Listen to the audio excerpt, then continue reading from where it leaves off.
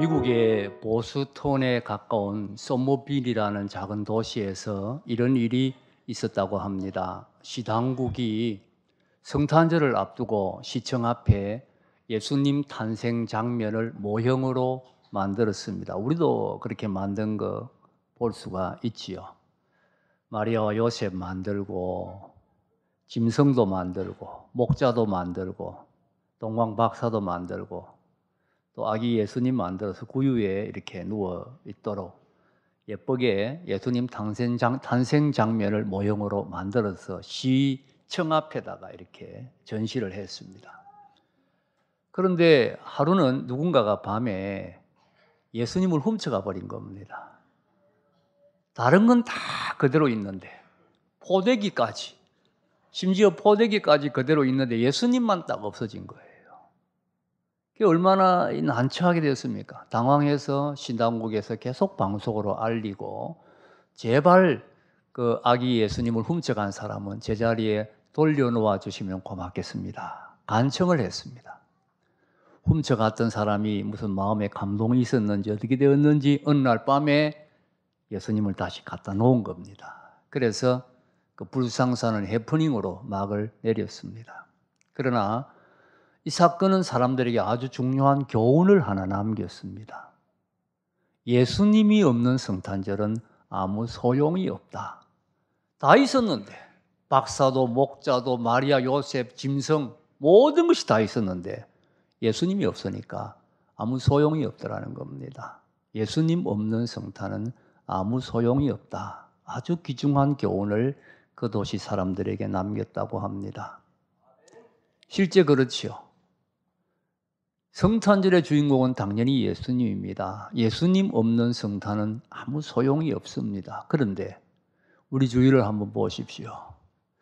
어제 잠깐 텔레비전을 보니까 명동에는 사람이 발 디딜 틈이 없더라고요. 정말 그렇게 사람 많은 거 처음 봤습니다. 아마 1년 중에 사람들이 제일 많이 쏟아져 나오는 날이 성탄절 이브가 아닌가 싶은데 수많은 사람들이 팍팍하게 몰려 있는데 다 즐거워하고 있어요. 인터뷰를 하는데 그렇게 즐겁고 웃는 얼굴이에요. 그런데 왜 즐거워합니까? 도대체 그 사람들이 왜 즐거워하느냐는 거예요. 예수님이 없는 성탄절을 즐거워하고 있습니다. 안타까운 이야기가 아닐 수가 없습니다. 예수님이 없는 성탄절이지요. 심지어 요즘 아이들은 성탄절이 산타클로스 생일이라고 생각하는 아이들도 많이 있다고 합니다. 우리는 어떻습니까? 다시 한번 우리는 이 성탄절에 예수님을 주인공으로 모시고 예수님을 생각하는 그런 복된 성탄절을 우리가 하나님 앞에 드릴 수 있어야 하겠습니다. 오늘 우리 본문 말씀은 동방에서 온 박사들이 예수님께 경배하는 내용입니다. 이 박사들의 경배를 통해서 오늘 성탄의 의미를 한번 새롭게 하기를 원합니다. 1절, 2절을 함께 다시 읽어보겠습니다. 1절, 2절 시작. 헤롯 왕 때에 예수께서 유대 베들레헴에서 나심에 동방으로부터 박사들이 예루살렘에 이르러 말하되 유대인의 왕으로 나시니가 어디 계시냐? 우리가 동방에서 그의 별을 보고 그에게 경배하러 왔노라 하니. 동방에서 박사들이 예수님께 경배를 드리러 왔다 그랬습니다. 여기 동방은 유대 땅에서 볼 때 동방, 그러니까 지금의 이란, 이라크 지역, 그 당시에 페르시아 지역이 해당되지 않겠나 그렇게 추측을 합니다. 지금의 이란, 이라크 지역, 페르시아 지역에서 유대 땅까지 왔다면 수천리 먼 길을 예수님께 경배하기 위해서 찾아온 것이지요. 박사라고 했는데 그때는 지금 우리가 생각하는 이런 박사 학위가 있을 때는 아니고, 여기 박사라고 번역된 단어는 헬라어로 마고이라는 단어인데 주로 천문학자들, 별을 연구하는 사람들을 가리킵니다. 이 사람들은 별을 연구하는 사람들이었겠고 또 상당한 지식이 있었고 상당한 직위도 가진 사람들이었겠다 그렇게 생각할 수가 있습니다. 교회는 오랫동안 이 박사가 세 사람이었다 그렇게 생각했습니다. 찬송가에도 있잖아요. 동방박사 세 사람 귀한 예물 가지고. 교회가 이 박사가 세 사람이라고 생각한 이유는 그들이 드린 예물이 세 가지였기 때문입니다. 황금, 유향, 모략 세 가지 예물을 드렸기 때문에 박사가 세 사람이었다. 그렇게 생각했습니다. 동방교회, 그리스 정교회가 가지고 있는 기록에 의하면 이 세 사람의 이름도 있습니다. 이름도 있고 또 뭐 무슨 장식을 했는지, 용모가 어떻게 생겼는지 이런 묘사까지 다 있습니다. 그들이 타고 온 낙타에 무슨 장식이 있었는가 이런 묘사도 있고, 또 나중에 유골이 발굴이 되어서 이스탄불에 있는 소피아 사원에 묻혔다 이런 기록까지 있습니다. 그러나 그건 나중에 다 후세 사람들이 만들어낸 겁니다. 지어낸 겁니다. 언제든지 가장 확실하고 정확한 것은 성경입니다. 성경에는 이 박사가 세 사람이라는 말이 없습니다. 그래서 정확하게 말하면 박사가 몇 명이었는지는 모릅니다. 단지 박사들이라고 복수가 사용되어 있습니다. 두 사람 이상이었던 것은 분명하고, 요즘 학자들은 오히려 굉장히 많은 사람들이 왔을 것이다, 그렇게 생각하고 추측하는 학자들도 많이 있습니다. 별을 보고 왔다고 했는데 이 별에 대해서도 많은 설명이 있었습니다. 과학자들은 이 별이 혜성이다. 여러분 혜성 알지요? 꼬리를 물고 사라지는 별. 그러니 동방에서 봤을 때 별이 유대 쪽을 향하여 꼬리를 물고 사라졌다. 그래서 그 유대 쪽을 향하여 왔다. 이렇게 과학자들은 이야기하기도 합니다. 또 어떤 학자들은, 신학자들 중에서도 이것은 별이 겹쳐진 거다. 별이 겹쳐지는 수가 있는데 겹쳐지면 특별한 빛을 발할 수가 있어서 그래서 특별한 별로 나타나게 된 것이다. 그렇게 말하는 학자들도 있습니다. 그러나 우리가 성경을 볼 때에 이러한 주장은 근거가 없습니다. 왜냐하면 여러분 구절을 보면, 구절을 한번 띄워보십시오. 우리 한번 읽어보겠습니다. 9절 시작. 박사들이 말을 듣고 갈새 동방에서 보던 그 별이 문득 앞서 인도하여 가다가 악이 있는 곳 위에 머물러 있는. 혜성이면 이미 사라져 버렸는데 다시 나타날 수 없잖아요. 그 별이 문득 인도하여 갔다고 했으니까 혜성이란 말은 설득력이 없고 가능성이 없고, 또 두 별이 겹쳤다고 해도 그 별이 사람을 인도할 수는 없지요. 그러니 두 가지 주장 다 성경적으로 근거가 없습니다. 이 성경 기절을 보면 이 별은 저 하늘 천체에 있는 별이 아닙니다. 여러분 천체에 있는 별은 베들레헴과 유대는 넓게 잡아도 4km밖에 안 됩니다. 4km. 우리가 별을 볼 때 4km의 거리를 두고 별을 쳐다보면 4km 이쪽에서 보는 별의 위치나 저쪽에서 보는 별의 위치나 별 똑같습니다. 4km 가지고 별의 위치가 달라질 수가 없어요. 천체에서 있는 별이라면 4km 사이를 인도해 갈 수가 없습니다. 그러니 이 성경 말씀이 옳기 위해서는 이 별은 천체와 지상 사이에 나타난 특별한 별이었다, 그렇게 생각해야 됩니다. 그래야 그 별이 사람을 인도해 갈 수가 있습니다. 저 하늘에 있는 별은 인도할 수가 없습니다. 하늘에 있는 병이 아니고 하늘과 지상 사이에 특별한 별이 하나님의 섭리 가운데 나타났다고 봐야 되고, 그래서 그 별이 박사들을 인도를 해 갔다. 하나님께서 이스라엘 백성들을 광야에서 불기름 구름 기둥으로 인도하셨듯이 특별한 별을 보내셔서 박사들을 인도했다, 그렇게 생각하는 것이 성경적입니다. 박사들이 어떻게 별을 보고 예수님께 경배를 드릴 생각을 했을까? 그렇잖아요. 별이 나타났다고 어떻게 예수님께 경배를 드릴 생각을 했을까? 이것도 또 한 가지 의문점입니다. 먼저 알아야 될 것은 구약 시대의 하나님의 구원이 이스라엘 백성에게만 이루어졌던 것이 아니라는 사실입니다. 구약에 욥이라는 사람이 나옵니다. 이스라엘 백성 아닙니다. 그러나 하나님 잘 섬겼지요. 그 욥이 동방 사람입니다. 바로 박사들이 온 그 지역 사람이었습니다. 더구나 욥은 학자들이 아브라함 시대 사람일 것으로 추측합니다. 그러면 아브라함 시대에 벌써 이 동방 지역에 하나님 섬기는 사람들이 있었다 하는 것을 우리가 알 수가 있습니다. 아브라함이 이삭의 며느리 구할 때도 자기 고향 땅에 하나님 섬기는 사람 찾기 위해 보냅니다. 우상 섬기는 가나안 땅 여인 구하지 않잖아요. 그것 볼 때 그 당시에도 동방에 하나님 섬기는 사람이 아브라함만 있었던 것이 아니었다 하는 것을 우리가 알 수가 있습니다. 하나님은 니느웨 성이 죄악 가운데 있을 때 요나를 시켜서 니느웨 성 사람들을 구원하셨지요.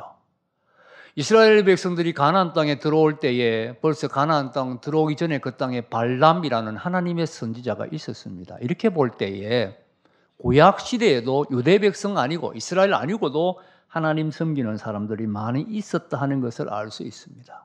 이 동방 박사들도 그런 사람들 중에 하나였겠습니다. 그들도 하나님을 섬기는 사람이었고 메시아를 기다리고 있었던 사람이었을 것입니다. 그리고 특별히 그들은 별을 연구하는 사람들이었기 때문에 특별한 별이 나타났을 때에 이것이 메시아의 탄생을 알리는 별이다 하는 확신을 갖게 되었고, 또 그들이 그 확신을 갖게 되는 그들의 마음속에 성령님께서 역사하셨겠다. 우리가 이렇게 생각을 할 수가 있습니다. 자, 그러면 오늘 우리가 이 박사들이 드렸던 예수님께 드렸던 경배에서 배워야 할 것이 무엇인가? 무엇을 배워야 합니까? 첫째는 박사들의 관심과 정성을 배워야 합니다. 관심과 정성입니다. 여러분, 이 박사들은 예수님에게 단 한 번 경배를 드리기 위해서 수천리 먼 길을 왔습니다. 딱 한 번 경배 드리기 위하여 수천리 먼 길, 그것도 그 사막지대 아닙니까? 지금처럼 무슨 교통편이 있는 것도 아니고요. 그 험한 강을 건너고 물을 건너고 또 강도의 위험이나 짐승의 위험도 있는 그런 험한 길을 수천리를 와서 예수님께 경배했다는 사실이 얼마나 주님에게 관심을 가지고 정성을 들였는가 하는 것을 보여주지요. 더구나 이 사람들은 별의 인도를 받아왔다고 봐야 됩니다. 어떤 사람들은 동방에서 한번 별이 나타났고 그래서 그 별을 가지고 자기들이 연구해서 예루살렘까지 왔고 그 별이 다시 예루살렘에서 베들레헴으로 인도했다, 이렇게 이야기하는 학자들도 있습니다만은, 그러나 우리가 7절에 보면 헤롯이 가만히 박사들을 불러 별이 나타난 때를 자세히 묻고 하는 말이 있지요. 여기 나타났다는 말이 있지요. 이 동사가 시제가 현재 분사형인데 계속되는, 지속되는 상태를 가리키는 겁니다. 그러니 별이 동방에서 나타나가지고 지금까지 계속 있다는 뜻이에요. 동방에서 나타나서 없어진 것이 아니고 계속 있다는 말은 이 계속 별이 박사들을 인도해 왔다는 뜻입니다. 그래서 교회는 전통적으로 박사들이 별의 인도를 받아서 왔다, 그렇게 믿고 있는 거죠. 그게 성경적입니다. 자, 그러면 보십시오. 별의 인도를 받아오려면 밤에만 가야 됩니다. 그렇죠? 낮에는 자야 되는 거예요. 낮에는 별이 없으니까. 낮에는 자고 밤에 일어나가지고 또 별 따라가고, 이 행군이 얼마나 힘든 행군이었겠습니까? 예수님께 한번 경배드리기 위하여 이렇게 힘든 행군을 하면서 그들의 관심과 정성을 예수님께 드렸던 것입니다. 보십시오. 메시아의 탄생을 그토록 소망했던 이스라엘 백성들은 예수님 태어났을 때 아무런 관심도 보여주지 아니했습니다. 아니, 심지어 예수님의 몸을 누일 만한 방한칸도 내어주지 아니했습니다.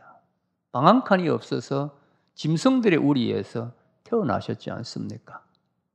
오늘 본문 보면 제사장들이나 율법사들은 예수님이 베들레헴에서 태어난다는 사실도 알고 있었습니다. 그럼에도 불구하고 그들은 세상에 빠져서, 세상 안일에 빠져서 주님의 탄생에 아무런 관심을 보여주지 못했습니다. 이러한 상황에서 이 박사들의 관심과 정성이 얼마나 귀한 것인지 모릅니다. 여러분, 성탄절에는 우리가 첫째는 예수님에게 관심을 가져야 됩니다. 예수님을 생각해야 됩니다. 예수님에게 정성을 쏟아야 됩니다. 성탄절은 어린이들이나 즐거워하는 그런 날이 아닙니다. 연례 행사로 법석되는 그런 날도 물론 아닙니다. 선물 주고 무슨 파티하고 카드 주고받고 캐롤을 듣고 그런 것으로 족하지 않습니다. 성탄절에는 우리가 마음의 옷깃을 여미고 주님을 생각해야 됩니다. 저 하늘의 영광을 버리시고 나를 사랑하셔서 이 땅에 오신 예수님, 그 사랑을 깊이 묵상하고 거기에 나타난 하나님의 사랑과 은혜를 생각하는 날이 성탄절이 되어야 합니다. 저는 성탄절이 될 때마다 늘 마음속에 불만이 하나 있습니다. 그게 뭐냐? 왜 성탄절에는 사람들이 이렇게 경박해질까 하는 겁니다.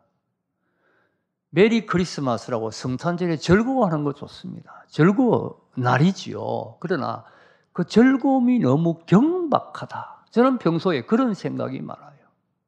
여러분 정말 생각해 보면 성탄절은 우리가 경박한 즐거움으로 즐거워할 수 있는 날이 아닙니다. 우리의 신앙 원리는 하나님 중심이잖아요. 하나님 중심, 언제나 하나님 편에 생각하는 거죠. 그렇다면 하나님 편에서의 성탄절의 의미를 한번 생각해 보십시오. 하나님 편에서의 성탄절의 의미, 예수님은 하나님이시지 않습니까? 그 예수님께서 태어나기 전에 어떤 영광을 가지고 계셨습니까? 이사야 6장에 보면 이사야가 환상 중에 성전에서 높이 들린 보호자에 앉으신 하나님의 환상을 봅니다. 그 하나님의 환상은 바로 예수님이라고 할 수가 있습니다. 사람의 모양을 가지신 하나님은 구약에도 예수님의 구약적인 현현입니다.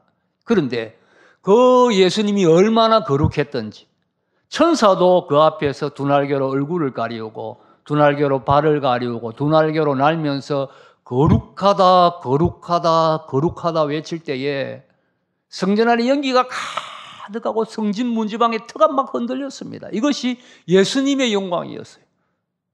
그 영광을 버리시고 저 낮고 천한 마을 구유에서 마국간에서 구유에 누이신 아기 예수님의 모습, 여러분 이것은 하나님의 편에서 볼 때는, 예수님 편에서 볼 때는 수치요, 모독이요, 부끄러움입니다. 그렇지 않습니까? 하나님이 그 큰 영광을 다 버리고 그 누추한 곳에 어린 아이로 누였으니 이런 수치와 이런 부끄러움이 어디에 있습니까? 성탄절은 십자가와 나란히 있는 사건입니다. 성탄절의 의미와 십자가의 의미는 같습니다. 저 하늘의 영광에서 베들레헴 말구유로, 그리고 이 베들레헴 말구유는 십자가로 이어지지 않습니까? 그런데 십자가를 생각하면 경건해지면서 왜 성탄절을 생각하면 경박해집니까? 우리는 십자가를 생각하는 것과 똑같은 마음을 가지고 성탄절을 생각해야 되는 겁니다. 성탄절에 마음의 옷깃을 여며야 됩니다. 경박한 웃음을 걷어치워야 합니다. 경건한 마음을 가져야 됩니다. 경건한 마음을 가지고 그 놀라운, 그 엄청난 사랑을 생각하면서 그 사랑에 감격하고 그 사랑에 감동하는 그날이 성탄절입니다. 박사들의 관심과 정성, 무엇보다 먼저 성탄절에는 예수님에게 관심을 가지고 예수님에게 정성을 쏟고 경건한 마음으로 예수님의 사랑을 깊이 생각할 수 있어야 합니다. 두 번째는 박사들의 실수를 생각해야 됩니다. 자, 박사들이 동방에서 별을 보고 왔는데 왜 예루살렘에서는 더 이상 가지 않고 거기에서 유대인의 왕으로 오신 이가 누구냐고 물었을까 하는 것입니다. 왜 더 이상 별의 인도를 받지 아니했을까 하는 것입니다. 별이 없어졌겠습니까? 저는 그렇게 생각하지 않습니다. 그들이 선지자들의 말을 듣고 베들레헴에 갈 때 역시 별은 앞서 인도하고 있었습니다. 그들이 예루살렘에 왔을 때 여기구나 그렇게 생각하고 이제는 별을 소홀히 한 겁니다. 별을 등한히 했다고 보는 것이 자연스럽습니다. 왜 그렇습니까? 메시아가 탄생하려면 당연히 예루살렘이다. 너무나 당연하게 예루살렘이라고 생각을 했던 것입니다. 예루살렘에는 헤롯의 궁전이 있습니다. 화려한 성전이 있습니다. 모든 유대의 귀족과 높은 사람들이 다 예루살렘에 살고 있습니다. 그러니 왕의 왕으로 오실 메시아라면 당연히 예루살렘에 태어난다. 이것이 박사들의 생각이었습니다. 그러나 이것이 박사들의 잘못이었지요. 이 잘못으로 인해 예수님은 애굽으로 피신을 가야 했고 베들레헴의 2살 이하의 아이들이 다 죽임을 당하는 무서운 참변을 겪어야만 했지요. 여러분, 주님은 예루살렘에서 태어나지 아니했습니다. 베들레헴에서 태어났습니다. 그것도 왕의 가문이나 높고 화려한 어떤 귀족의 가문에서 태어난 것이 아니라 낮고 천한 목수의 가문에서 태어났습니다. 태어나신 장소도 낮고 천한 짐승의 우리에서 태어났습니다. 크고 화려하고 높은 곳에 주님 성탄의 의미가 있는 것이 아님을 보여줍니다. 헤롯의 궁전, 예루살렘의 화려한 성전의 웅장함, 그 속에 주님 계시지 아니하셨습니다. 우리는 때때로 이러한 것들에 가리워서 말구유에 누이신 예수님을 보지 못할 때가 많습니다. 화려한 성탄 장식, 교회마다 휘황찬란한 전등불들, 많은 사람들이 모인 웅장한 예배들, 어떤 의미에서 이런 것들도 주님 탄생의 의미를 가려놓을 수 있습니다. 오늘 믿지 않는 사람들은 성탄절이 흥청거리는 날이 되어버렸습니다. 오히려 하나님 앞에 불경건하게 죄를 짓는, 모욕하는 그런 날이 되어버렸습니다. 우리라도 말구유에 누이신 예수님을 잊어버리고 우리끼리 즐거워하는 그런 날이 되어서는 안 됩니다. 여러분, 왜 예수님이 구유에 누이셨습니까? 짐승의 우리에서 탄생하셨습니까? 예수님이 만약에 왕의 가정에서나 높은 귀족의 가정에서 태어났다면 우리가 주님에게 접근하기가 얼마나 어렵겠습니까? 그런데 여러분 중에 그 아무리 가난한 사람도 짐승의 우리에 태어난 사람은 없습니다. 가장 낮고 가장 천한 사람도 가슴에 안으려는, 쉽게 접근할 수 있도록 하는 주님의 사랑의 마음이 바로 여기에 담겨 있는 것이지요. 하나님께 가까이 다가가기를 원하는 목사님이 계셨습니다. 어떻든 이 목사님은 하나님과 좀 더 가까워지기를 소원했습니다. 그래서 기도를 하다가 본당에서 기도하다가 조금이라도 하나님과 더 가까워지기 위해서 2층으로 올라가고 2층에서 3층으로 올라가고 그래도 하나님하고 좀 더 가까워지기 위해서 예배당 종탑 꼭대기에 올라갔습니다. 꼭대기에 올라가서 여기서 내가 하나님을 부르는 하나님과 좀 가깝게 싶어서 하나님 하고 불렀습니다. 그랬더니 하나님의 음성이 들려옵니다. 내가 여기 있노라 희비하게 들려오는 거예요. 하나님 어디 계십니까? 도대체 어디 계십니까? 내가 여기 있노라. 하나님 그렇게 말씀하니 어디 계신 정확하게 말씀해 주세요. 나는 저 낮은 곳에 내 백성들과 함께 있는데 너는 도대체 어디에 있느냐? 하나님께서 그렇게 말씀하셨답니다. 저 낮은 곳에 주님은 자기 백성들과 함께 계십니다. 베들레헴 말구유에서 나셨습니다. 가난하고 소외당하고 어려운 자들, 주님은 그들을 품기를 원하십니다. 성탄절에는 가난하고 소외되고 어려운 자들에게 관심을 가져야 합니다. 그래서 역사적으로 성탄절을 중심으로 자선 사업들이 이루어진 겁니다. 이 주님의 정신을 실천하기 위하여 그렇게 된 것이지요. 여러분, 이것을 우리가 교회에만 혹은 사회복지기관에만 맡길 것이 아니라 우리 자신도 성탄절을 당할 때 그런 마음 자세를 가져야 합니다. 어떻게 하면 가난한 사람들, 불쌍한 사람들, 소외당한 사람들, 어려운 사람들에게 사랑을 줄 수 있을까? 바로 이것이 성탄의 의미입니다. 그것을 작은 하나라도 실천하는 것이 주님 말구위에 탄생하신 의미를 살리는 거지요. 저는 우리 교회에 드나들 때마다 이 현관에 있는 사랑의 쌀통을 열어봅니다. 어떤 때는 쌀이 있고 어떤 때는 쌀이 없어요. 오늘은 보니 있더라고요. 없으면 제가 마음이 아픕니다. 여러분, 그 쌀통 채워두세요. 자꾸 없어지는데요. 없어지라고 둔 거 아닙니까? 없어지라고 둔 거니까 없어질 때마다 채우세요. 쌀을 가져갈 정도면 가난한 사람들 아닙니까? 힘든 사람 아닙니까? 혹시 누가 가져가서 팔아 먹을까? 그거 팔면 돈 얼마 되겠습니까? 그런 생각하지 마시고 그냥 비어있으면 채워놓으세요. 그게 사랑입니다. 그게 좋은 교회예요. 저는 저 사랑의 쌀통이 안 비었으면 좋겠어요. 항상 그야말로 엘리야가 먹었던 사랍다 가부의 집에 밀가루처럼 계속해서 채워지는 쌀통. 그래서 계속해서 어려운 사람들이 가져갈 수 있는 그런 쌀통. 그 적은 정성이지만 그것이 사랑이고 그것이 주님의 탄생의 의미를 살리는 겁니다. 낮고 천한 곳에 내려오신 주님을 생각하고 그 사랑을 실천하는 데 성탄에 또 하나의 의미가 있습니다. 세 번째는 박사들의 경배입니다.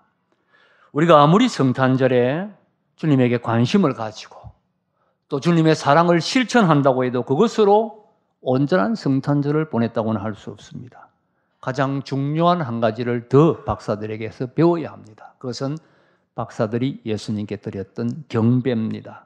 우리 11절을 함께 읽겠습니다. 11절 시작. 집에 들어가 엎드려 아기께 경배하고 보배합을 열어 황금과 유향과 모략을 예물로 드리니. 박사들은 예수님이 예루살렘에서 태어나지 아니했다는 것을 알게 되고 선지자들의 예언을 쫓아 베들레헴으로 갑니다. 베들레헴으로 갈 때에 별이 나타나서 예수님이 계신 곳 위에까지 인도를 해 주었지요. 그래서 예수님 누워 계신 곳에 들어갑니다. 들어가 아기가 그 모친 마리아와 함께 있는 것을 보고 그 자리에 엎드려서 경배를 드리고 황금, 유향, 모략을 예물로 드렸습니다. 양탄자가 깔려있는 어리어리한 곳이 아니지요. 더럽고 누추하고 냄새나는 곳입니다. 박사들은 기족들이요 높은 사람들입니다. 그러나 그 자리에서 무릎을 꿇고 예수님께 경배를 드립니다. 누워 계신 아기가 만왕의 왕이요 만주의 주가 되시기 때문입니다. 예수님 앞에 모든 계급장을 다 떼야 됩니다. 그리고 엎드려 그분께 경배를 드려야 합니다. 황금, 유향, 모략은 최고의 예물입니다. 황금은 고대로부터 왕권을 상징합니다. 유향은 향입니다. 성전에서 하나님 앞에 향을 태울 때 올라갔던 그 향이 바로 유향이라고 볼 수 있습니다. 예수님의 전 사역이 하나님 앞에 드려진 향과 같은 사역이었지 않습니까? 모략은 향유입니다. 특별히 시체를 유대인들이 염할 때 바르는 것입니다.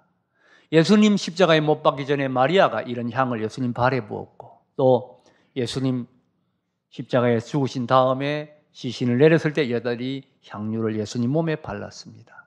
그러니 유향은 예수님의 죽음을 미리 모략은 예수님의 죽음을 미리 상징했다고 볼 수가 있습니다. 이렇게 볼 때 박사들은 예수님의 전 생애를 상징하는 왕이시요 하나님에 들려지는 향이요 그리고 죽음을 포함하는 모든 생애를 포함하는 그런 예물을 드렸다고 할 것입니다. 우리도 주님 받으시기에 합당한 예물을 드려야 됩니다. 왕이신 주님께, 만왕의 왕이신 주님께 받으시기에 합당한 예물을 드려야 됩니다. 무엇이 주님 받으시기에 가장 합당한 예물이겠습니까? 우리 자신입니다. 나 자신을 드려야 됩니다. 나 자신을 주님 앞에 엎드려 경배드리고 나 자신의 생애를 전적으로 주님 앞에 다 바쳐드려야 됩니다. 주님이 원하시는 것은 나 자신, 나의 삶, 나의 인격, 내 생각까지도 주님 앞에 바쳐드리는 것입니다. 헌신이요 순종입니다. 주님께 바쳐드린다고 하면서 내 고집 세우고 내 주장 세우면 주님께 바쳐드리는 예물이 될 수 없습니다. 전적으로 주님의 뜻에 순종하면서 주님을 위하여 살겠습니다. 결단하는 것이지요. 오늘 우리가 드리는 성탄 예물은 그러한 우리의 마음의 표식입니다. 주님께 내 자신을 드리겠습니다 하는 마음을 그 예물에 담아서 드린 것이지요. 어떤 교인의 간증입니다. 이분이 유치부를 다닐 때 교회에서 성탄절에 연극을 했는데 이분이 맡았던 역할은 박사였습니다. 박사 중에 한 사람인데 모략을 예물로 드리는 박사를 맡았어요. 그런데 모략이 유치부 아이가 말하기에는 어렵잖아요. 생각도 안 하고 자꾸 잊어버리는 거예요. 모략을 못하는 겁니다. 그러니 선생님이 지혜를 냈습니다. 모략으로 드리는 예물을 모기약은 모략하고 비슷하니까 자, 요건 모기약이야. 그러니까 모기약, 모략 비슷하지. 모기약을 생각하고 모략을 잊지 마라. 요걸 드리면서 모기약병을 내놓으면서 나는 모략을 예물로 드립니다. 그렇게 말하는 거야. 가르쳤습니다. 그래서 이제 모기약을 보면서 모략을 예물로 드립니다. 연습을 수도 없이 했어요. 막상 연극하는 날이 되었습니다. 근데 많은 사람을 연극하니까 정신이 하나도 없잖아요. 그만 이 아이가 모기약을 내놓으면서 하는 말이 나는 주님께 모기약을 예물로 드립니다. 이렇게 말한 거예요. 사람들이 웃음소리가 진동을 했습니다. 그러나 이 아이는 어린이 되어서도 평생 그때 그 사건을 잊을 수가 없었다고 합니다. 늘 그때 그 일을 돌아보면서 나는 정말 주님께 모략이 아니라 모기약을 드리고 있는 것은 아니냐. 지금 내 삶은 모략이 아니라 모기약을 드리는 삶은 아닌가. 늘 그렇게 자기를 돌아보면서 헌신하는 삶을 다짐하며 헌신의 삶을 살았다는 그러한 간증이 있습니다. 여러분, 말을 맺습니다. 박사들의 관심과 정성, 그 수천리 먼 길을 밤에 찾아와 주님께 경배했던 그 정성을 우리가 본받아야 합니다. 어뢰이 예루살렘 화려한 곳에 태어났으리라고 생각했던 박사들의 실수도 잊지 말아야 합니다. 주님은 낮은 곳에 계셨습니다. 낮고 천하고 소외당한 자들에게 사랑을, 관심을 가져야 합니다. 박사들의 경배를 배워야 합니다. 우리 자신을 하나님 앞에 바쳐드리는 그런 삶을 살기로 결단해야 됩니다. 금번 성탄절에 이 박사들의 경배가 주는 이 아름다운 은총이 여러분의 심령에 충만하기를 주님의 이름으로 축복합니다.